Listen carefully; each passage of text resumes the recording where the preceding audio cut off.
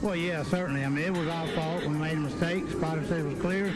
I wasn't clear, and, I didn't want to tear my car up, tear his car up either. I respect everybody, and I demand respect. And, I apologized to the guy when he came over the car, explained to him what happened. And then he took it to another level when he started calling me an idiot and whatever else. And I don't appreciate that. I'm not going to take it. I told him how I felt. I called him out. He didn't show. And so, I'm good with it if he's good with it, but I'm not going to be disrespected by no means. Yeah, I guess I had a dinner date at Applebee's last night that I didn't find out about until it was too late. It's a shame. Love their riblets and boneless wings, but... All right, folks, welcome back to Meet Me at Applebee's, your number one unrefined motorsports podcast. It's Brien once again with Rob and Ashley. We got a Talladega hangover we're still working through apparently, but how we doing this week, folks? On Rob's behalf, he's the one. I'm the one who got fucked up. It was me. I wasn't even there. I'm very tired though. Yeah, I'm back to normal now. I'm feeling pretty good. How was your weekend, Brien? You feel good? You didn't go to the track. I know that. Yeah, I was going to say, I figured this was coming at some point. My weekend was fine. It was just too fucking cold, man. It was like, It never got above 50 all weekend, and it was windy all weekend. And, no offense, I'm not driving an hour and a half each way to sit in that type of weather. For just a race, it doesn't mean anything. I wanted to go, obviously, but plus I noticed, I saw on Twitter, they started they moved the program up from starting at 7 to starting at 4. On Twitter at 10 o'clock they were still racing, so fuck that. There's not a chance I'd be out there for 6 fucking hours. This was not Fonda. It was that's out here. That's Attica. Not Attica. Fucking Fremont was the one. Attica was supposed to run Friday, but it rained, so they didn't run at all. It's cold everywhere. In saying that, this coming weekend, if the weather is decent, I may go out because they are doing a dress as your favorite superhero night at Fremont. So that will be very interesting crowd watching. What are you dressing as, Brien? Yeah, tell us. The only thing that I have that could even kind of constitute as a superhero costume is my Stone Cold vest, which they only break that out for one specific wrestling show a year, and it's certainly not going to be a 50-something degree dirt track race. So I'm not going to be dressing up, unfortunately. Sorry. Party pooper. Well, Truelove, you were actually on the ground at Talladega. Did you dress up at all this weekend?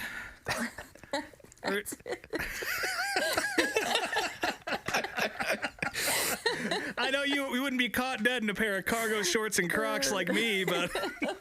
So, I mean, it was muddy and shitty. Did you bring your boots? Did you bring your Crocs? What was your footwear situation? Yeah. I was in my same boots all weekend. So. God, you are a fucking creature. I can't imagine that shit. I did do a wardrobe change on Saturday in the truck before we went to the dirt track because I didn't want to get my nice Xfinity Series clothes dirty. Well, there's an old adage for the dirt track. It's don't wear nothing you like. So that's good advice. I changed into all black. That's awesome. So when did you get to Talladega? You weren't there for the ARCA race, right? Or you got there right at the end of it, right? Yeah, we were pulling into the parking lot on Saturday morning because they ran that race very early. What is it, 11 or something? 11 or noon, something Noonish, like that. Yeah. You didn't miss much. Yeah, the cleanest ARCA race in the history of the series, I would say. There was not a caution, right? I think there was one caution just for the pit stops, but no wrecks, no nothing. It was just pretty much single file racing the whole time. Yeah. Jake Finch getting the win there. Always like to see that. So I texted y'all to see how much was left, and y'all were like, oh, there's 8 laps left, and there hasn't been any caution. So I was like, okay, I'm good. Yeah, real bummed to see Andy Jankowiak kind of get pushed out of line. I think he had an issue or something. Maybe he's lost fuel pressure or something like that. But yeah, Jake Finch getting the win there. A little family tradition shit going on with him. So that was cool. His first ARCA win. I think he got 11th or something like that. Right around there, yeah. I mean, I think Tony Bredinger and Amber Bals, I don't know how to pronounce her last name. They both got top 10s. Balklin, yeah. Did you see Tony? Did you see Tony walking around the track handing out chicken fingers? Truelove. No, I didn't know this was a thing. Yeah, she was out there, and also there was a Zen tent. Did you go there and get your $10s? did not see the Zen tent. You can get Uncle Rob and Brien their dollar tins. Fuck. Apparently they only had 3 milligrams, but for $1, I will load up and double up as much as Triple I need up. to. Triple up. I Triple feel like up. they probably sold out of those pretty quick at a place like Talladega. Friend of the program, Kyle Armstrong, was saying he picked up a few tens and he was feeling good over the weekend. Did you see Kyle at all? No, we never could. What did you do this whole weekend? Jesus Christ. You didn't see Walker Hayes. You didn't see late model racing. That's for damn sure, but that wasn't your fault. Yeah, Kyle, me and Kyle were always sitting at like opposite ends of the track, and that track is so fucking huge. It's like neither one of us wanted to walk 2 miles It is big, yeah. the opposite direction. But you were there for the Xfinity race. You got there in time for that.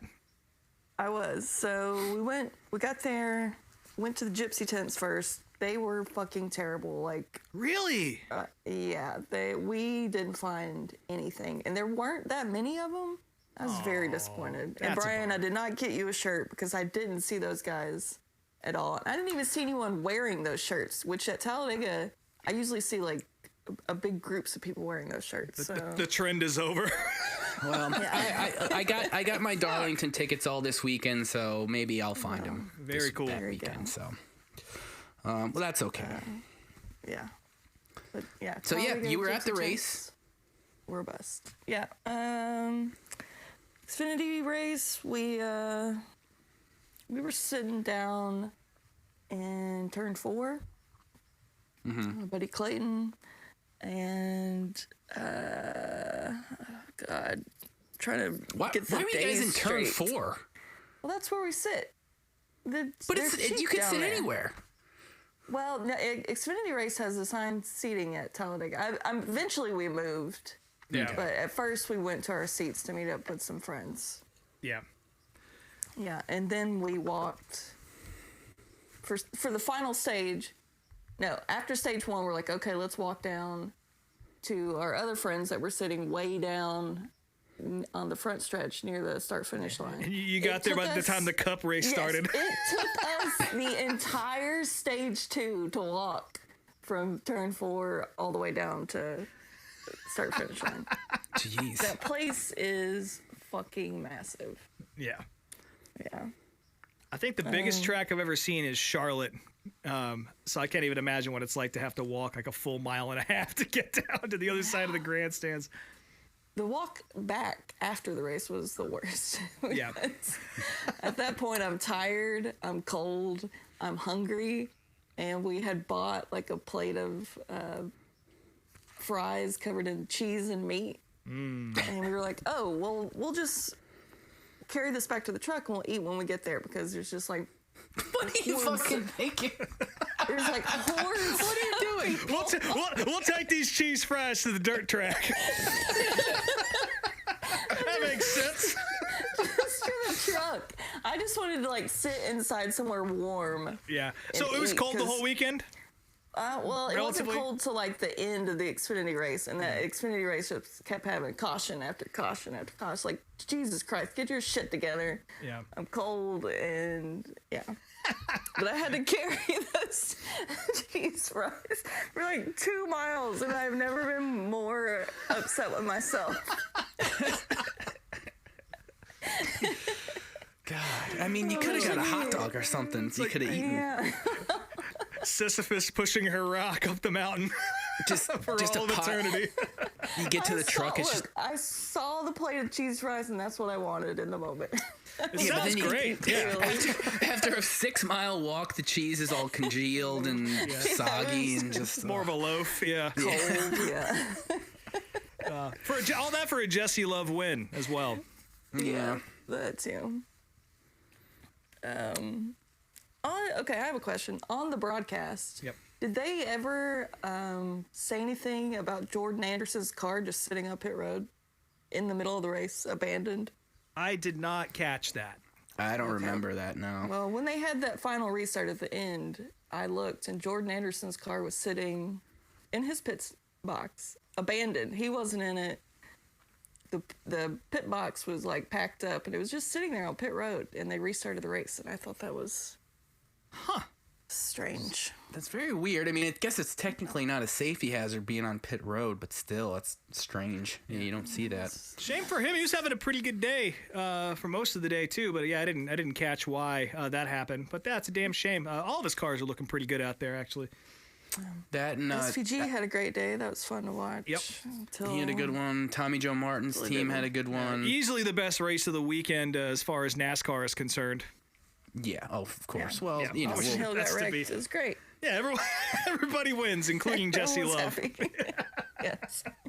Which, by the way, people out there trying to say that he's a lot better than Sheldon Creed. Maybe that's true. I don't know. But you can't make that judgment off of fucking Talladega, guys. Come on. Yeah. no, I mean he's done good. He did good at what was it, Atlanta too? But again, it's still it's a plate track. It's not a fucking drafting track. But Yeah.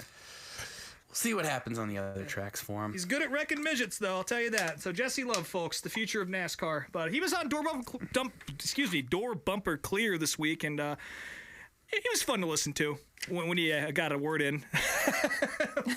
Pretty insightful. I'll say that.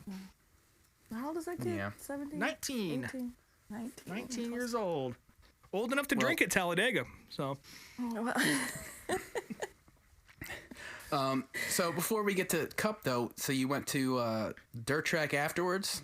I did. I went. tried and to I go ate to the my Alabama cold game cheese 100. fries.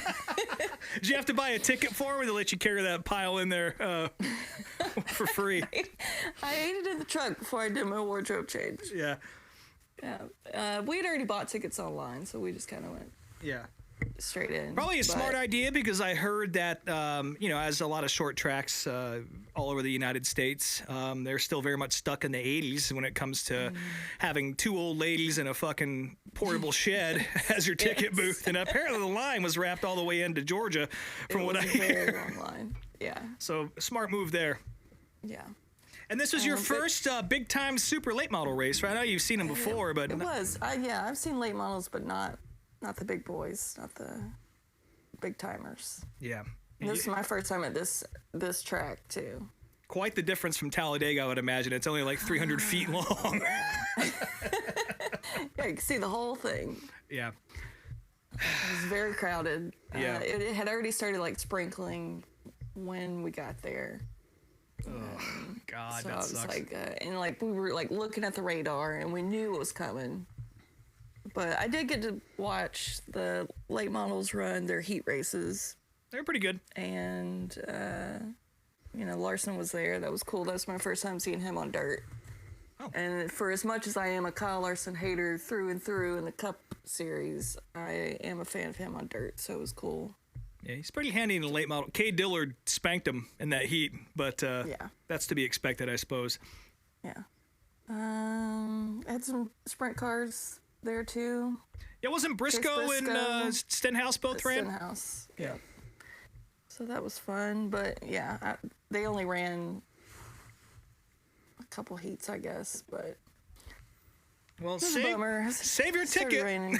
because they're doing it in like Save September. your ticket until September.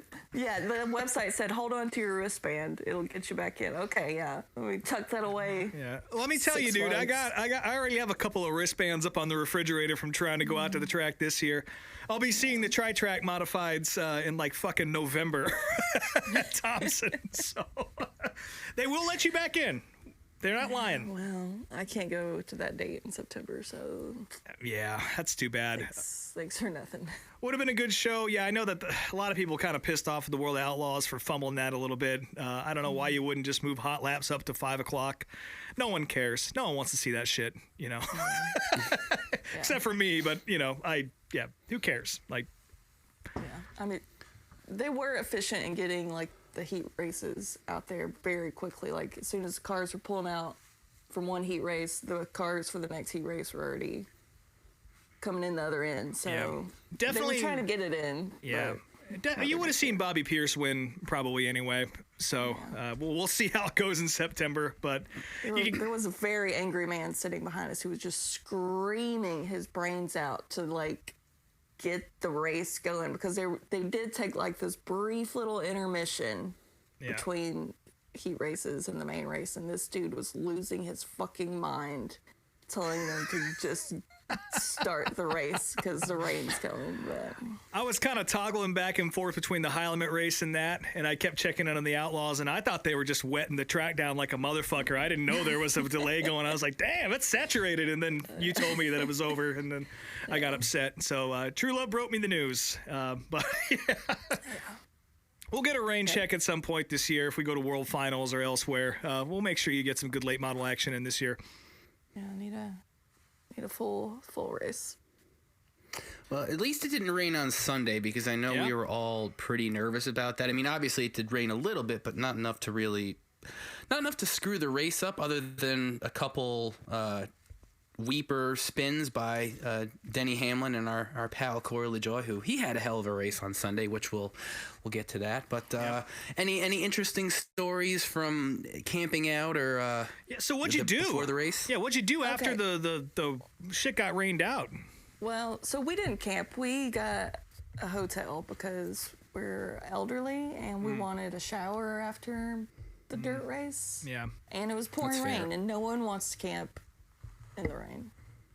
So I our mean- hotel was like 45 minutes away, so we just went to the hotel early. Originally, the plan was to do the dirt race, and then we were going to go to the boulevard to see the Applebee's guy. And to, take in the sights. Get that video, for the show. Yeah. But it was going to be pouring rain nonstop the rest of the night. We were like, I don't want to go walk around in the rain with a bunch of drunk people. So Yeah. Well, I definitely saw some strippers doing their thing, and that those clips got viral online. So I mean, people were still definitely partying. Yeah, the that rain night. did not deter the shirts from coming off. That's for sure. And I got to see some of that on the internet as well. So yeah. Well, so my buddy Clayton, who we met up with the next day, him and his friends are much younger, so they can do shit like that. They can But get wet? They went out, yeah. without turning into gremlins. Yeah. I guess they went out to the boulevard Saturday night, and they said that, like, as soon as they got there, there was this very, very large man on a stretcher, and they were trying to resuscitate him, and he was not responsive. So I think people die in the Talladega infield every year, and I don't know why it never makes the news, but people definitely die in the infield every single year. Yeah. Like, Right, they we try to met some keep that people- quiet. Yeah. Yeah. We met some people earlier this year who camp on the boulevard every year, and they were telling us some wild stories about people they've seen die. Yeah. So, yeah. If you're not prepared to die, don't go to Talladega camp in the infield. 'Cause there's a chance. There's always a chance. So, I mean, literally on Sunday, the cup race, right before the cup race, they're like, that 18-wheelers hauling ass around with the flag. Oh, and that's there's- right. Weren't you saying that somebody had to get life flighted out? Yeah, a helicopter came and landed, and they life flighted someone out of the infield right before they dropped the green flag. Jesus. So, Well, take your liquid IV. thanks for listening, folks. We'll see you next week. Yeah. Well, I'm glad you made it out alive. That's good. Plus. Well, okay, so you survived. I did Go ahead. survive. Yeah. Yeah. Before the cup race, though, they also ran, I don't know if they showed this on the broadcast, but they ran Davey Allison's car and Dale Jarrett's car around the track. That's cool. I did not see that. Yeah. But it was a little, made me feel a little weird seeing Davey's car go by, and then they pulled it into the Xfinity garage area right in front of us, which I know his helicopter crashed Right there. right behind there, and it drove right by that other helicopter that's like on and life flighting someone out, and like seeing all that together, I was like, Yeah. this makes you feel a little weird, but Well, to be fair, I'm sure the pilot of the helicopter was a lot more skilled than Davey was, unfortunately. yeah, not his first rodeo. Well, I'm gonna have a little shot for Davey Allison here. I can't talk about that guy without getting sad. So Sorry, I brought the mood down with a bunch of deaths. No, it's the death toll for the weekend. Jesus. Which fortunately did not include Eric Jones because he took a pretty big hit, but we're not quite to that part of the show just yet. But yeah, here's to Davey Allison. Jesus Christ. So, I mean, the race itself was definitely a normal Talladega race, and I think a lot like the other plate races of the year, there was some controversy in cars running 4 or 5 seconds off the pace to save fuel. And Brien just trying to dig this show out of the hole right now. Listen, we gotta continue here. This can't be all doom and gloom. No, I I had to can't. give a PSA that if you're not prepared to die, Don't go to Dega. it's for everyone's own safety. It's race day, bitch.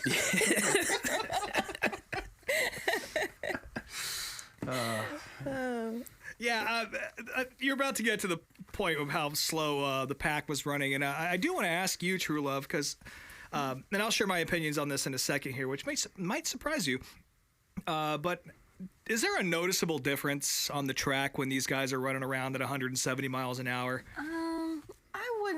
I wouldn't say I could notice like speed wise, because when you're there's like this certain, built-in intensity of having the cars fly by in a pack, and right. There's a whole energy to it.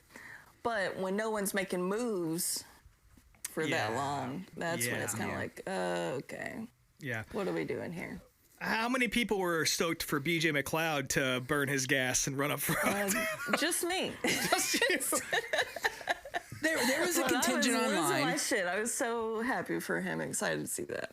Yeah. I will also admit I was, because I know he got off sequence and was laps down, but I was really hoping for a caution with like 10 to go so he can get back on the lead lap and maybe get up there. Not that he would have won probably, but he could have weaved his way through. He's fairly good at doing that, so he could have at least gotten a better finish than he did. But at least he didn't wreck the car, so that's a plus. Yeah, definitely cool to see a completely unsponsored car out there running in the pack though. Up front, especially him. I was about to throw the jersey on. I got a BJ McLeod team shirt down here ready for when the good stuff happens.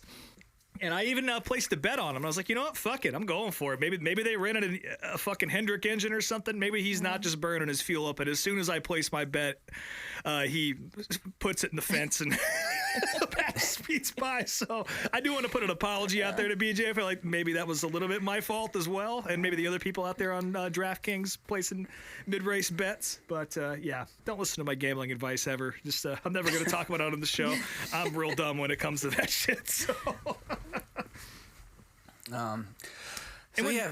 no scoring pylon either, Truelove. How did that affect you while you were out there? I mean, they're all running together, I guess. To this whole conversation. Okay, so the pylon deal. I will say I don't like not having the pylon, but Talladega has added extra giant TV screens. So no matter where you're sitting, you have a TV screen that's big enough for you to be able to see it. But that's cool. That screen only shows the top 5 drivers. Mm-hmm. And they didn't show any replays on that screen. So really, that sucked too. So like that stage 1 or whatever where Chase and Cindric finished so close, the top 5 that they had listed Chase as the winner. And then, like, 30 seconds after it ended, they were like, just kidding, they swapped it to Cindric winning. But they never showed a replay. Ooh. And same thing in the Xfinity race on Saturday, they never showed a replay of that Allgaier wreck. There was just, I don't know, it was frustrating. But Talladega also is good about having speakers, like, every fucking 20 feet blasting. I guess you could actually hear what's going on as well, because they're all packed up. Yeah. But, I'm going to buy you a Bearcat scanner. They're like $60. I'll get you a scanner, dude. Yeah. It's the only way to fly. Well, I have rented a scanner at Talladega before and ended up not needing it because the speakers there are so loud. Oh, nice. With the broadcast, but if a track has like decent Wi-Fi or at least halfway decent phone reception. I've been using the app for that scanner, and it works okay. At the very least, has MRN on, but yeah, it does work at the track, so that's nice. But it's definitely not as solid as a scanner. Yeah, 460.000, folks. That's your frequency. This is my 5th time at Talladega, and the first 4 times, my phone has been a useless brick on race day at that track. Like, once everyone gets there, my phone doesn't send texts. There's no way any apps are opening. You were texting us, though, which I was really surprised. So this year, before this race, they must have way up their Wi-Fi coverage, because my phone worked like an absolute charm all weekend long. Like, I could open it up, any apps, text. So they have improved that, but I still don't want to be sitting on my phone the whole time, right? Trying to look at updates. Denny talked about that on his show, and he was saying that he thought his phone regular reception worked better than the Wi-Fi, but like he was talking about how he was watching on his phone because, you know, he got wrecked out and he was waiting to see the finish and delays and all that shit. Yeah, Denny became a fan after a while. Yeah. But yeah, I wish they put that back. I love the pylon at other tracks. Again, I know Talladega's a little different, and Talladega's a little different. Going to Vegas earlier this year, if Vegas ever took their pylon down, I wouldn't have had one single fucking clue what was going on, because there's no TV screen, nothing, no, cell service was bad. So if a track like Vegas took it down, I'd be lost, like, lap count and shit like that. So that's cool to hear the Wi-Fi was working, though. That's definitely a change. A true miracle, yeah. Well, people need cell service to be able to call the life flight people. Yeah, I can't make outgoing calls on my scanner, that's for sure. So. No. Yeah. So yeah, I mean, it was a race. Toyotas fucked their own day up. I think thanks to John Hunter Nemechek. Cool push from John Hunter Nemechek there. And all on Jerry Chin there. Speaking of that incident, it seems like Eric Jones literally like 10 minutes ago posted a video on Instagram, and I can't listen to it, but apparently it seems like he's going to be out this weekend. That's what all the comments are saying, that he's no hurt. Shit. Yeah. Did y'all hear his onboard radio? Oh, it's awful. That was fluff. That was hard to listen to. Yeah, he sounded, and again, like, you never know, like, it could just be he got the wind knocked out of him, but to come out of the care center and then immediately go back to the hospital, that's never a good sign. Not a good sign, but at least it's not a head injury. It seems like it's a back thing, which sucks, but to me, I mean, I'd much rather have a back injury than a head injury, just knowing the history of those, but hopefully it's nothing serious, and maybe he'll just be out a week or two, so. Yeah, ugh, awful, though. That was a bad hit. That definitely changed the mood down here in the bar, and I wouldn't talk about anything else for the rest of the afternoon, so. Yeah, when they towed that truck by us in turn 4 and I saw the front of it, I was like, holy fuck, what happened over there? Yeah. Well, I hadn't heard anything about Eric. Never replay those, so yeah. I hadn't heard any information beyond what you just told me, so that's a shame to hear. I think we're all Eric Jones fans here on the show. He's definitely a cool guy, and a pretty damn good race car driver at that. So it sucks to see him be out for a week if that does come into fruition. Yeah. I will say I've never heard a more united crowd erupt into cheers as when Denny Hamlin spun getting onto pit road. Crowd lost its mind. Yeah, I like that too, but as much as I've sort of turned my opinion on Denny Hamlin, I definitely let out a little yeehaw when that happened.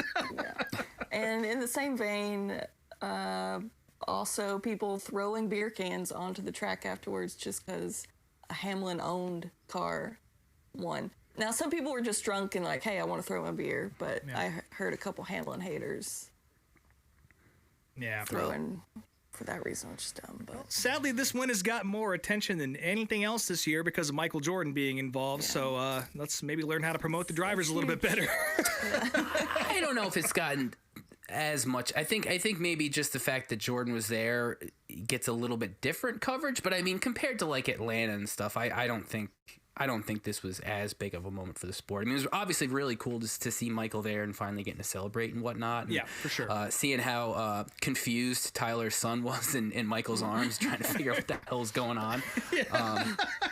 But the president of this country is literally holding you at this point.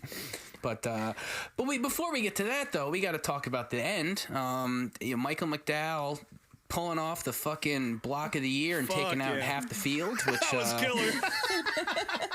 I guess he kind of saw that happening.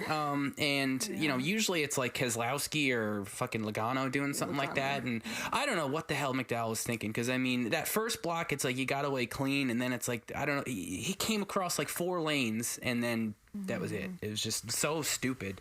But it's Talladega. That type of shit happens every year. Yeah. I mean, I don't know. If I was in his shoes, as a non-race car driver, I don't really see how else you do that. Like, the bottom lane has the momentum. Like, you got to try and dip back down in front of the guy who's been helping you for the past 30 laps. But, that was pretty bad.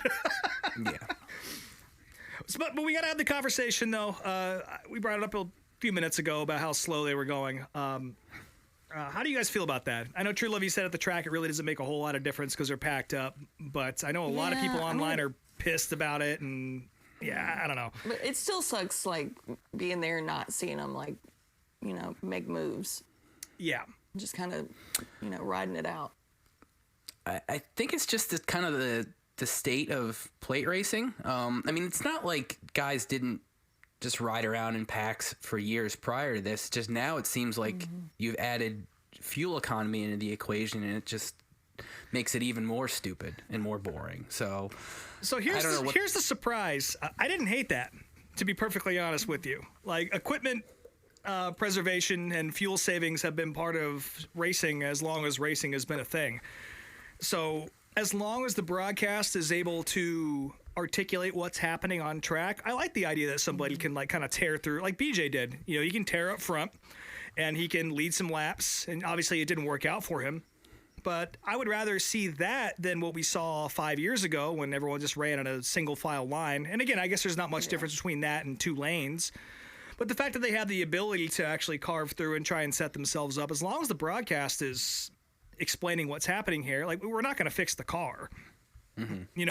They're not going to do anything to make the car any better. So we're kind of stuck in this box right now with what we have for how these races are going to run. So as long as you can make it a show, as far as the broadcast is concerned, I don't necessarily have a problem with this, because it's going to end up in a wreck on the last lap anyway. Like, that's just how this shit goes. Yeah. So just shut up and enjoy the race. I don't know. That's my 2 cents on it.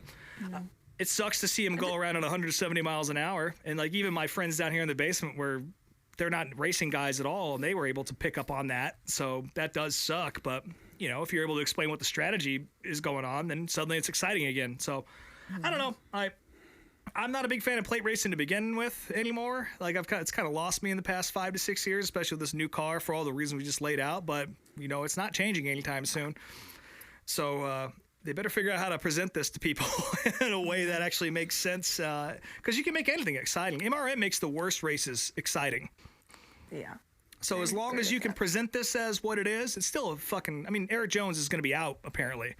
This is a dangerous fucking thing these guys are doing. So I feel like as long as you're able to convey what's going on, then, whatever, I did see a clip of Hamlin on his podcast saying that if they change the length of that race down to like 400, then it would change the lengths of the stages, and then the fuel thing wouldn't be as much of an issue. But the problem is the Daytona 500 is the biggest race of the year, and they're not going to make that the Daytona 400. No one wants that. So, he also suggested maybe even doing a 4th stage instead of shortening the race, which again I guess could work. And it's not like you don't do that at Charlotte, Charlotte for the 600, but do you want another stage break? I don't know. It's not my call, and it is what it is. So I'm kind of just with Rob, like, we got to deal with it as fans. Yeah. Again, as long as what's actually happening is able to be portrayed to fans of all levels, then I'm okay with it, I guess. Yeah. I guess that's fair. But, one thing, another driver I want to talk about real quick that had a great weekend, probably, I mean, between the two races, there were only a couple guys that ran them both, and Anthony Alfredo managed to get top 10s in both of them. So shout out to him, shout out to Beard Motorsports, and the pride of Ridgefield, Connecticut, wherever the fuck that is. No idea where that is, but yeah. It's so funny. Like my buddy down in the basement with me, I was like, "Oh, he's a Connecticut guy. You seen him at Thompson?" And I was like, "Nope, sure haven't." That's not how he rolls. So, but apparently Anthony's a great guy, and it was cool to see him. And it's always cool to see the 62 up there. They kind of save it for the plate races, and they always do pretty well in them. So that was definitely cool to see. Yeah, two top 10s out of a weekend like that. I did see his sponsor everywhere this weekend. Dude Wipes was passing out Dude Wipes. Thank God. All over the place, yeah. Yeah, pick up those samples, folks. Yeah. You don't have to be a dude either. It's just marketing. That's all it is. Clean it off. Clean it all off. You know, do your best. We all gotta sit next to each other. So. So yeah, any final notes, Truelove, from your weekend there? A couple of things. So our seats down in turn 4, again, we were behind my buddy Clayton, and he was with a big group of his friends, younger. And they had this one guy with him. I can't remember his name for the life of me. But all weekend, he had this, like, giant fold-up map of the speedway. And I don't know what level of, like, alcohol and drugs he was on. But, like, all day, Saturday and Sunday, he would just, like, stand down there with this map, watching the cars go by and like pointing like, oh, here they are now, and just like following them around. And when he came back on Sunday, he still had but it was like one of these dudes like stopping off at fucking concession stands and shit. Like, but on Sunday he came back, he still had the map, but it was like torn and disheveled, and he was covered in mud like head to toe, like same clothes as the day before. But that still had tracks. the map out there. That tracks. Yeah.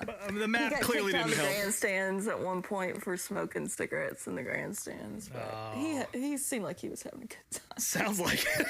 Yeah. Yeah. And then after the race on Sunday, we just kind of hung out in the parking lot with my buddy Eric from Canada and his brother and dad, just waiting for the traffic to clear. And the parking lot we were in was like empty towards the end. We were still just kind of hanging out, shooting the shit. And there was this one child who had to be like, I don't know, 8 or 9 years old, by himself in the parking lot, and had started a small fire that he was tending. That is amazing. He will do well for the rest of his life at Talladega. Yeah, so that was great. So yeah, I got to take Andy to his first Talladega, and he had a great time. So. Good. That was my next question. Was what did he think? Yeah. He's not a partier, but he definitely enjoyed it, and is looking forward to going back and getting more of a full experience next time without the rain and shit. But Hell yeah. yeah. So yeah, overall, great weekend. Very nice. Never a bad weekend at a racetrack. That is correct. Yeah, for sure. It's never a bad time. Well, do we have any other? I'm trying to think. Do we any other notes from the weekend? Let's just do the DARF of the week here before we get into the other nonsense. Yeah, our DARF for the week definitely came from Talladega this week. And again, we're back to just fully focusing on YouTubers and influencers right now. And our boy from Black Flags Matter has certainly... I don't know if this is a shit post or not. Brian, you have a better gauge on this than I do.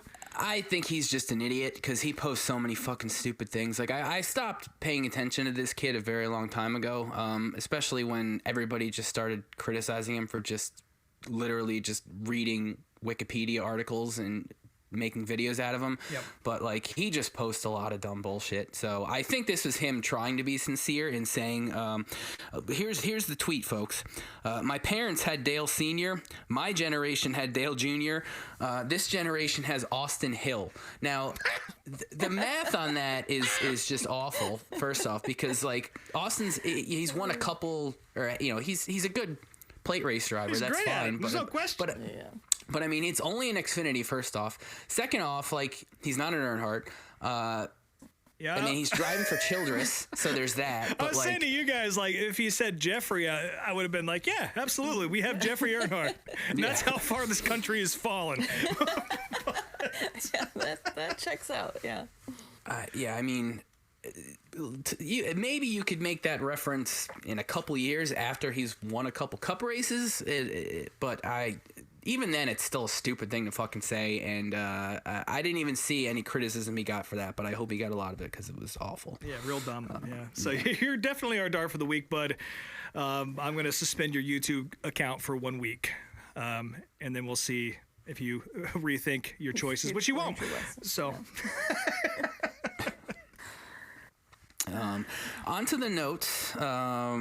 Right. So was there what race was it in Long Beach this week, Rob? Well, it was the IndyCar, the IndyCar, Acura okay. Grand Prix of Long Beach. Which again, I'm a big IndyCar fan. Maybe not apparently because I was gonna say that wasn't mentioned by you at all this weekend. I didn't hear anything from anybody about that race. And this is the point I'm about to make here. As an IndyCar fan and someone who is obsessed with the 500, there's only one race that even comes close on the IndyCar schedule to matching the prestige of the 500. It's still quite a gulf, but like the Long Beach Grand Prix is a huge fucking deal. Mm-hmm. And it was on at the same time as Talladega, which it always is, whatever, and usually I'll flip back and forth. But again, I had people down here in the bar, so I didn't want to be that guy, remote wrangling all night, And I figured I'll watch it on Monday. And I got to the end of Talladega and through the night, got shithouse, woke up the next morning, realized, like, I don't know who won this race. I seriously have no idea who won the Grand Prix. I'm excited. And then yesterday I planned on watching the full race. I got 5 laps in, and then some shit came up, and I couldn't finish it. I still don't know who won the Long Beach Grand Prix. I couldn't fucking tell. It's the second biggest race of the year. It's completely sold out every year. They draw hundreds of thousands of people out to this thing. And I follow all the IndyCar teams, most of the drivers, Marshall Pruitt, I still have no fucking clue who won this race, and I'm part of their algorithm. Part of the fucking algorithm. Saw any Instagram posts or anything about it. I have no clue, and I still don't know. So if someone out there listening to the show wants to tell me who won, I'm going to see how long this goes. I'm going to see how long I can take it to find out who won fucking Long Beach. I can spoil it right now. I mean, if you want to, by all means. It was Scott Dixon. Oh, okay, that makes sense. But the fact that I didn't fucking know that as a guy who, I get my interest in IndyCar outside of the 500, unfortunately, has kind of crumbled a little bit, and a lot of that has to do with the coverage. And again, we do this show, we talk about NASCAR, and short track racing is so easy to watch now that most of my bandwidth goes towards that. But again, usually I'm able to find out what the fuck is going on just by opening Instagram. Yeah. I did not know this until just now that Scott Dixon won that race. So do fucking better. My God, please do better. I mean, granted, my timeline on Twitter is usually 75% NASCAR stuff, but I mean, if IndyCar stuff is happening, I'll at least see it, and I didn't see any of that at all. Which is ridiculous, and I don't understand why that is. I don't know. It makes no fucking sense to me. So, yeah, someone has got to do better to try and grow the series and put eyes on this, because the Long Beach race is always pretty damn good too. Yeah. And it's a damn shame to see one of the crown jewel events kind of get lost in the mix on social media versus Talladega, which is, it's a big race in the NASCAR world for sure. But the fact that me, again, as a guy I get all kinds, I've been seeing other shit after the race, like rookies who ran for Arrow McLaren and all that, talking about, well, I really had a good time racing. It's I know about that, but I don't know who the fuck won the race until just now. So yeah, do better. Please do better. Jesus Christ. Brief update on the Eric Jones situation. So he has a compression fracture in his lower vertebrae.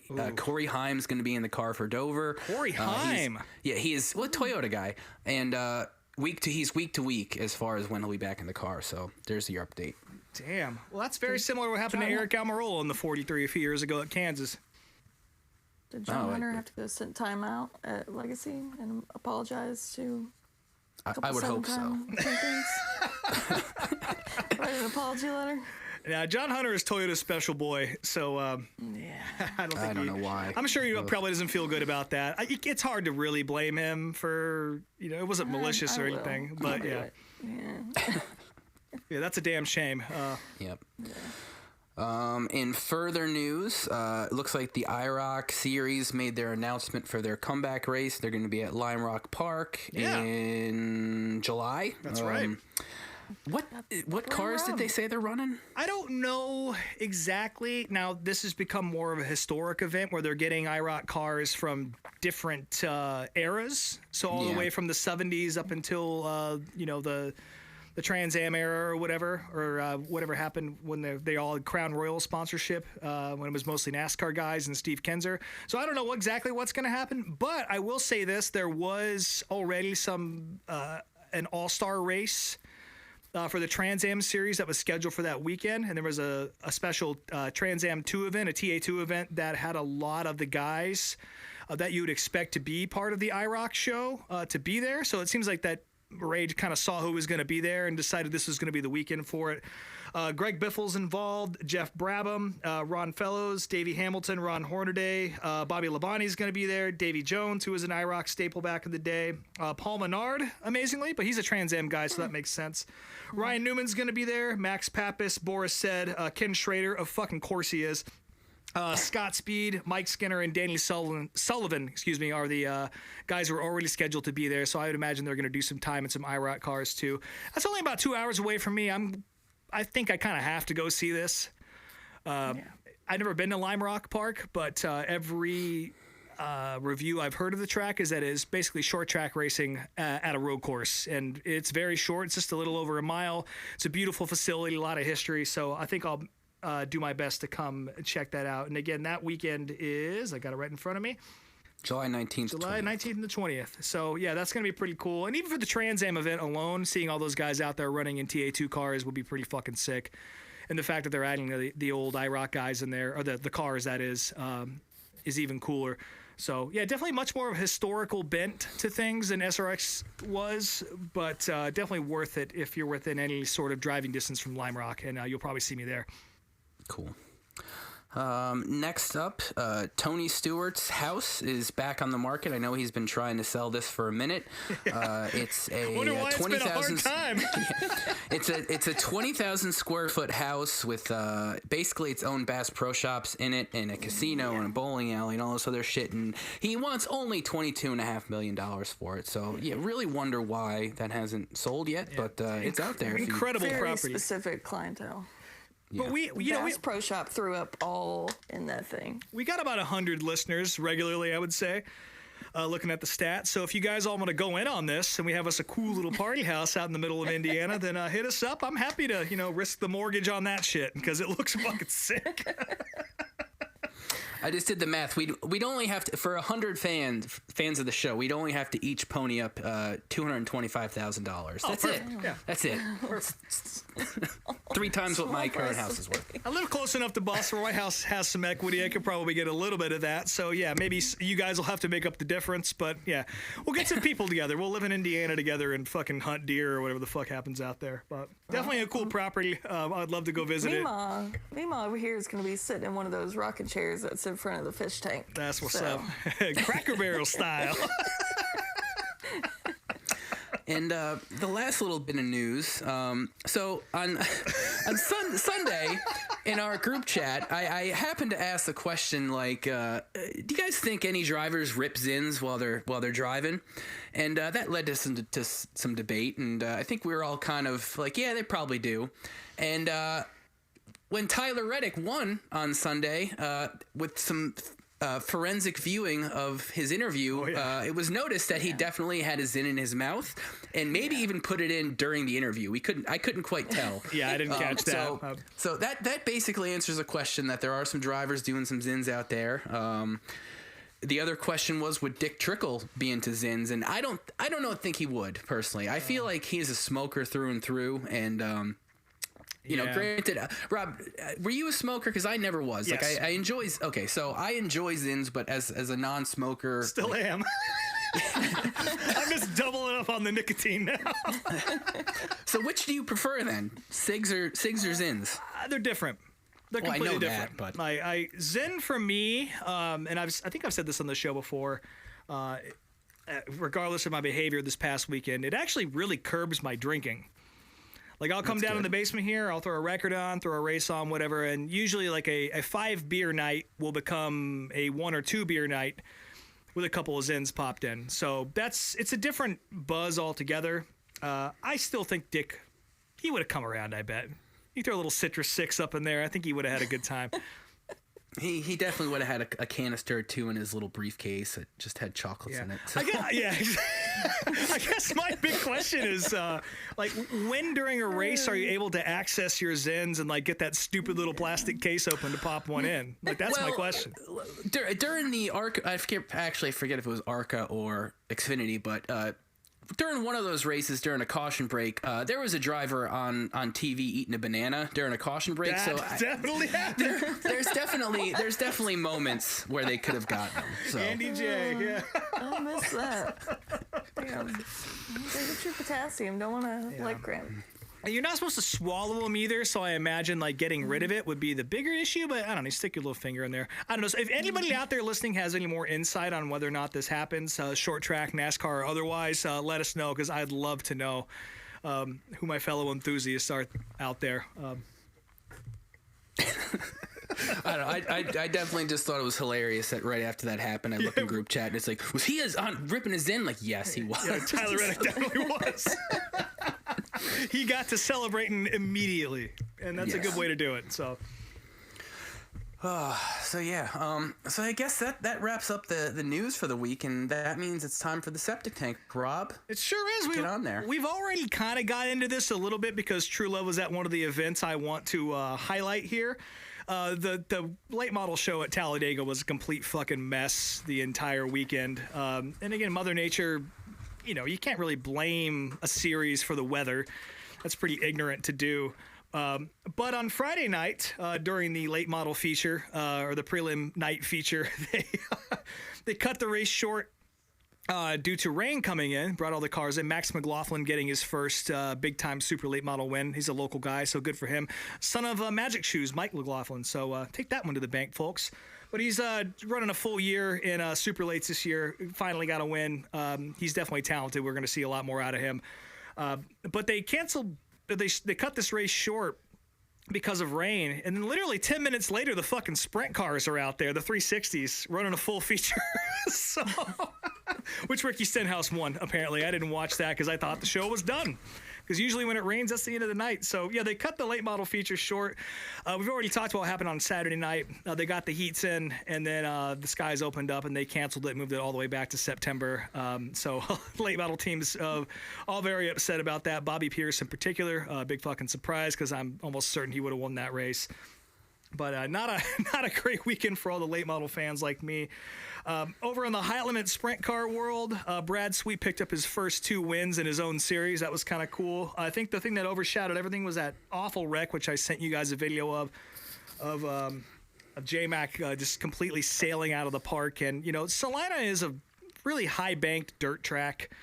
It's a lot steeper than a lot of places, and they just don't have fences in the corner. And so, Brad Sweet got under J-Mac and just sent him off into space. And it was one of the most terrifying things I've ever seen. Apparently, a lot of drivers are kind of nervous about this because they kind of saw it coming because, you're running a fast racetrack like that and there's no retaining wall or anything up top to keep you from flying out of the ballpark. You kind of know what's going to happen. And it did. It happened twice. Brenham Crouch also exited the park on his own volition a couple laps later. But, if they're going to keep holding major sprint car races there, maybe invest in a fence. Just please. You're going to kill somebody. Salina's a cool racetrack, though. But, Brad Sweet getting a couple wins over the weekend. The other one coming at Southern Oklahoma, a racetrack where you will not get sent to space if you jump the cushion. Let's see what else here. Sheldon Hodenshill won at Paducah, and Brady Bacon picked up a big win at, I don't even know how to say this fucking racetrack name. I heard it all weekend. Hobstadt. But Brady Bacon really, it's his second year in a row winning at Hobstadt. So good for him, beating out David Gravel. That was a cool race. I'm a big Brady Bacon fan, so it's always cool to see him do well in a winged car. Hudson O'Neal is laying out his plans for, sort of, I guess. He's being very cagey about it and not really telling anyone what's going on, but he's definitely going to a Longhorn chassis this year for the rest of the year, which kind of indicates to me he's probably going to stick with the Rumleys which is who also fields cars for Kyle Larson and for Brandon Shepard. And I would imagine he's also going to be a Lucas Oil guy because he hasn't been showing up to the World of Outlaw events. No surprise there. Burt Myers picking up a big modified win at Bowman Gray on opening night. That was a fun show as well. And a quick shout out to Flow Racing and our buddy Matthew Dillner. They're about to debut a brand new documentary called King of the Midgets, and it looks fucking awesome. I don't know if you guys watched the Tony Bettenhausen one that is on YouTube. So if you don't have a Flow subscription, you can watch that in its entirety. That is worth that's worth a watch for sure. The Bettenhausens, of course, a huge family in IndyCar racing as well as sprint car racing. This one focuses on Mel Kenyon and Rich Vogler, two of the greatest of all time to ever do it. And any documentary that features a lot of 80s midget and sprint car racing is something I'm going to watch out. So make sure you keep your eyes on that. I think they're holding a premiere party at a theater somewhere this week. It might even be today. But that'll be coming out in Flow pretty soon, and I cannot recommend you checking that out as soon as it hits YouTube, or for your subscriber as soon as it's on Flow. I'll definitely be watching that. There was a Cars race. Once again, I know out of all the series that we talk about on here, I just don't watch it for some reason. And I know most of the fan base out here probably gets news from Cars more than anywhere else. Don't know who won that either, but that's my own fault and has nothing to do with the social media. Dixon. Scott Dixon won the Cars feature. And unfortunately, I will not be going to the Arrowhead World of Outlaws late model race this weekend. My parents want to get to Branson a day earlier than expected, so I will not be going to the racetrack. But I will be getting to see some good country music that night. So, yeah, it could be worse. But you will not see me in Oklahoma this weekend. But a lot of good short track racing coming up this weekend as well. High Limit's happening tonight. Again, we're recording, so it'll be old news by the time this episode airs, and I know for a fact that you'll find out about that on social media because they're pretty good about posting who wins their races. But we're going to go ahead and flush the short track septic tank down unless anyone else has anything to say. Brent Cruz won the Cars. Brent Cruz, how about it? Good for him. Whoever that is. Thank you, Truelove. Flush him on down. And by the way, our special little link that we always talk about is just gone now. So, yeah, sorry about that, guys. Yeah, it's wrestling fans fucked it up yet again. Yeah, so, it was good while it lasted, and I'm sure something else will pop up. I'll try and figure out a way to sort of consolidate it for everybody. But if there is anything you're interested in watching, hit us up anyway, and I'll do what I can to find a link for it. Because, again, like, short track season is in full swing here. And, yeah, there's a lot of good shit coming up. The World of Outlaws going to Knoxville coming up. Not the Nationals, obviously, but the first big World of Outlaw event there of the year. Curious to see how many high limit guys end up over there.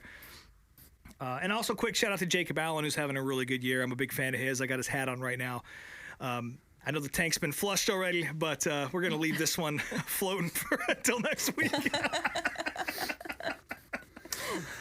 All right, and with that, it is time for the video of the week, and this is the second installment for the year of the history of monster truck racing, and this time around we went with a USHRA race, which they were pretty much the competitors for TNT at the time, and really the other big monster truck slash pulling mud racing federation, whatever you want to call it.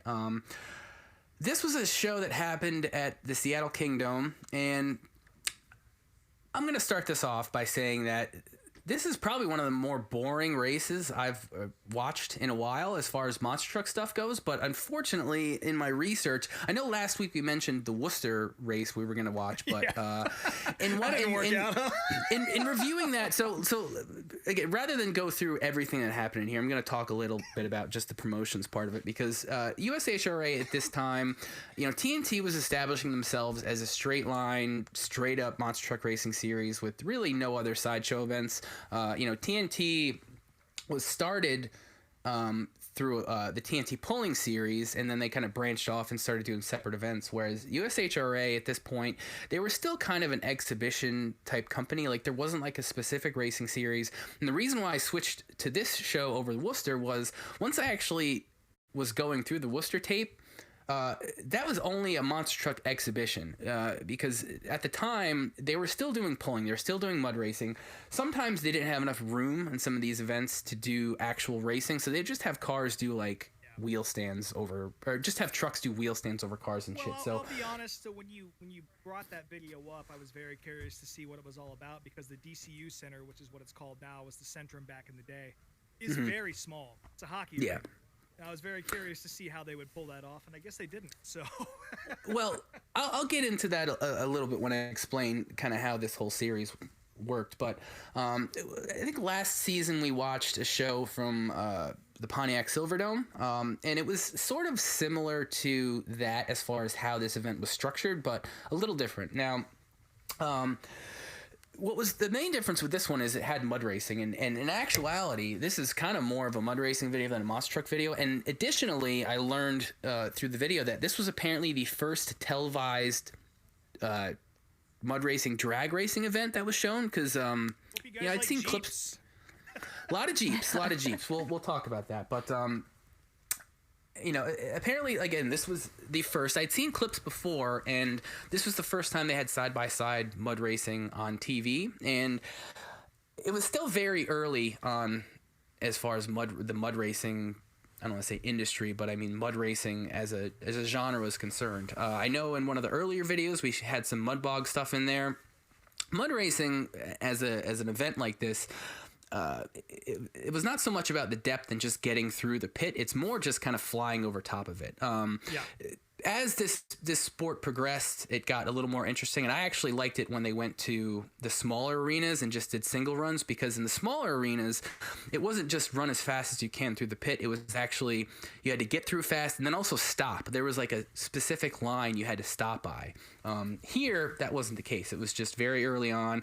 Like Rob said, tons of Jeeps in this. The longer wheelbase dragster style mud racers weren't quite yet in vogue, so you saw a couple of them here, but a lot of them didn't necessarily have the best runs. The mud pit itself was pretty thick and got rutted pretty fast, and you saw some pretty reckless runs towards the end of the event, with guys almost flipping and running through finish line poles and shit like that. Particularly that left stage left lane, I guess, or the right if you're watching it from above. I mean, you could see there was a massive rut kicking you to the right in the middle of it. Some of the guys were able to get through it just fine, but a lot of them weren't. Looking through the highlights, so like I said, tons of Jeeps. At one point, one of the Jeeps runs into what is quoted as a $4,000 tripod, which that is not true. I don't think there's a tripod that exists that's $4,000, so that's some bullshit. Definitely crushed it though. Yeah, there were two different women in the field. They got some slightly condescending commentary from the one male announcer there, but this was 1988, so I guess that's to be expected, unfortunately. There was a really... the name Big Daddy's Toy 2 was probably the grossest name of all the mud racers. I absolutely hated that. I hated to hear that every time it was uttered, yeah. It was just awful. But it was, it was interesting. We'll do some more USHRA events later on as we progress through the history. But the stuff that happens in the arenas where they only have a couple, 50 feet to stop, that stuff gets cool. Granted, it's only single runs, but it's way more interesting. And by then, the cars themselves were way more technologically advanced. They had way crazier bodies, crazier names, shit like that. So we'll get to that stuff down the road. As far as monster trucks and the other stuff is concerned, you could pretty clearly tell that there was a full pulling event that happened during the same event itself, but they didn't show that here. They only did highlights of a couple funny car pullers, which were kind of their own special attraction. There weren't that many of them. I know there was one that was just straight up a legit funny car that they just added a bunch of weight to, and that didn't have the best run. But then you had the Virginian, which was a puller owned by Dale Watson, who also owned the Virginia Giant monster truck, and that thing was very clearly, even though it was a funny car, it was designed to pull, and that had the much better run for that little exhibition there between the two. For all my country music fans out there, that is not the same Dale Watson as That's exactly where my mind went. I was like, wait, the coaffed, white-haired man out there ripping a Telecaster. Yes. This is a different man altogether. Much different man. Be cooler if it was, but a cool guy in his own right for sure. Now, as far as the monster truck stuff is concerned, this was pretty similar to the '87 show from Pontiac that we watched. I think it was a lot of the same trucks, but this time around there weren't really as many technical failures. Like all the trucks, aside from Dale Watson, did have in his one run, he had some sort of issue where the truck shit the bed and he jammed his hand or something in there. But as far as the structure of the event goes, it was very odd because you had both a straight line drag racing event and a turning drag racing event, which I don't know why they did two of them. And again, because this was so early on in monster truck racing, like the courses weren't equal. Like one driver crisscrossed from one side of the track to the other on the inside, and the other one had to go all the way around, so it was a much longer track. So really not an equal playing field. You had Bigfoot, Barefoot, obviously two of the biggest names at the time, along with Virginia Giant and Hot Stuff. Bigfoot pretty much dominated this event. The very end was very strange with the drag racing. They didn't even do a final round. They all just had the trucks just whichever one had the fastest time at the end was the winner, which was very bizarre to me. Like, I don't know why they didn't do a final round for that. And then Bigfoot had the opportunity to race the Barefoot tank at the end. This was at the time period too where monster tanks were kind of becoming in vogue, and there were only a handful of them, so there wasn't ever like a straight up monster tank racing event. But they would do events like this where they'd race a monster truck at the end, and it just ended up being the Barefoot tank and the Barefoot monster truck racing each other at the end. Bigfoot said it was unfair, so he didn't want to race him. Overall, this is still so early on in the history of monster trucks that you could tell that USHRA was trying to figure out how to reformat their event. You could see in the audience was not that big. Granted, this was Seattle, so monster trucks and stuff weren't probably necessarily as popular up there. But later on throughout the series history, they kind of condensed their programs down. They ran smaller arenas. They did a more traditional straight line and also circular monster truck racing. When they ran arenas, what they would do is they'd have the trucks on two separate sides of the cars, and basically each truck would do a loop around the entire course, and whoever had the fastest time won. A cool exhibition event, but really not one that represents like what was going on in monster truck racing. Because TNT at this point was already a full-fledged racing series and much more legit. So it was cool, but if you can go through and look at the USHRA events from '88 and even '89 to an extent, and you can see the formats are different all over the place depending on what arena they were in and who was showing up. So another cool historical piece, but we'll definitely probably see some more exciting stuff in the next installment of this series. So any thoughts from you guys? I mean, I'm all about the Jeeps. That was fun. I know it's not monster trucks, but the amount of jeans being worn by the guys in the drag racing was pretty cool. Fire suits were not really a thing with like safety equipment and monster truck shit and mud racing. It wasn't existent up until the 90s. I mean, the drivers, especially with monster trucks back then, I mean, their main safety equipment was a kidney belt and then a one of those neck braces to prevent whiplash. But some of these guys weren't even running 5-point harnesses at the time, which is fucking crazy. So. But yeah, pretty much if you had a Jeep in this event, you had a lighter vehicle, you could get across the mud in these drag races. My other favorite part of this was that guy Steve Loesch driving a Jeep just called CJ5, which is literally what it was. Which maybe he misunderstood the assignment. You give your Jeep a cool name, but no, he just put down exactly what it was and went out there and did it. So, but yeah, it was. I enjoyed this one. Again, pretty light in the monster truck stuff. Definitely seemed a little bit more of like kind of not a sideshow event. I don't want to disqualify it too hard. But yeah, running a funny car inside of an arena to do tractor pull stuff was definitely a choice, and it was cool to see. But yeah, to back up Brian's point about how they're still trying to figure out how to put on a show for people, this is a very good example of that. But I enjoyed this one a lot. Cool. What about you, Truelove? I kind of had to breeze through it because Talladega and then straight into this. So, but a lot more. I wasn't expecting so much mud racing. I was like, oh, Brian picked out a monster truck show, and then I put it on. I was like, Or the monster truck. Yeah, that was. I mean, I don't want to call that a happy accident, but I did want to do something with mud racing at some point because I do think, especially in this period of time with monster trucks and that whole world of motorsports, it was a pretty cool sideshow event, and it gets way more interesting throughout the years. But I mean, that's where like Tom Mentz from Maximum Destruction came from, was mud racing. So it gets more interesting, and we'll see some of that stuff later on. But yeah, this was. More mud racing than I expected necessarily. Yeah, definitely cool though. I always love the names that they pick out, and there were some great crowd shots too. Yeah, except for the one name that we all will not say again on the show because that was really gross. Bog Hog, that's a fun one. Yeah. Mighty Rat. I like what? Why? Okay. I remember when I was a kid, one of the early ones I went to in Albany, like there were two mud racers that when I saw the sheet with the entries, I was as a 6-year-old, I was incredibly excited to see. And one was Hellfire, and the other one was Ass Kicker. So we'll probably see those ones pop up later on. Yeah, cuss words. Yeah.